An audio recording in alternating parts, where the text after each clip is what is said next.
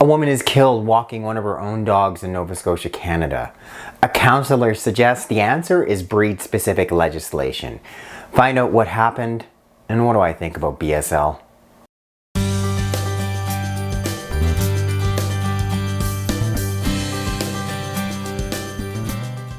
Hello, welcome back to my channel. If you're new, welcome. If you've yet to do so, click there to subscribe, hit the bell to sign up for notifications. And then when you click the link directly in the box below, I can send you a copy of my free book. This is a disturbing story. If this upsets you in any way, probably best just not to be watching this video. This happened a little over a week ago in Nova Scotia, very close to where my wife and all her family are from. Here was a woman walking her two dogs. They just happened to be pit bulls or maybe pit bull crosses. Just out on one of these local country roads in rural Nova Scotia. Something, really unexplainable happened. And, a short while later, someone was jogging or running, saw this sort of skittish dog in the middle of the road. Then this woman covered in blood, dead at the side of the road. Her own dog had killed her.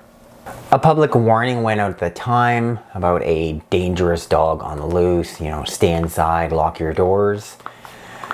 A passerby or someone who had heard the warning knew what happened, this dangerous dog had killed this woman, took it upon himself to run the dog over with his van.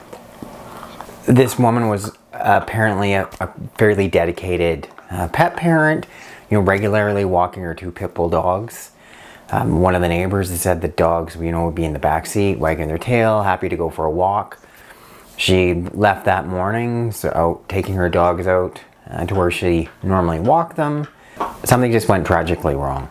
I watched a local news report after, in which one of the local government representatives was suggesting that, these were pit bulls, and it's time we've got to revisit some form of breed-specific legislation. What exactly happened? Obviously, we're never going to know. But it's one of those, huge tragedies, which unfortunately are extremely, extremely rare. It turns out that both these dogs are pit bulls. The breed that seems to get the most publicity in response to dog attacks. Is breed-specific legislation the answer? Clearly not. It's kind of a popular thing. Politicians love to bring it up. It seems to satisfy their constituents. In most instances of dog aggression, especially dog aggression towards people, I'm of the opinion that most of the time it's not the dogs, it's the person behind the dog. Maybe not in this instance, we don't know, right? And I can't attest to how well trained or behaved or how she was with these dogs or not. But breed-specific legislation is not the answer. It's not the specific breed. It's how well that dog is trained, how responsible those pet parents are. Did you take your dog or your pup for puppy training, for dog training, dog socialization? Are you constantly working with your dog so you actually have, a well-behaved trained dog? Especially when you have a larger breed that is potentially maybe even seen as being more aggressive. My experience in veterinary practice, I was talking to someone about this just even a few weeks ago, is that most of the time when we had pit bulls come into the clinic, they were the friendliest dogs. So I don't buy it that, they're just this aggressive breed that needs to have legislation against it, and that's going to somehow keep us safe. But doesn't make any sense to me. Right? Every dog has the potential to bite. Every dog has the potential to cause injury. But fortunately, that seldom happens. And if we look at it in the scale of the big picture, I don't see it as being like this massive issue. The CDC has published violent incidents towards people in terms of how violent we are towards each other.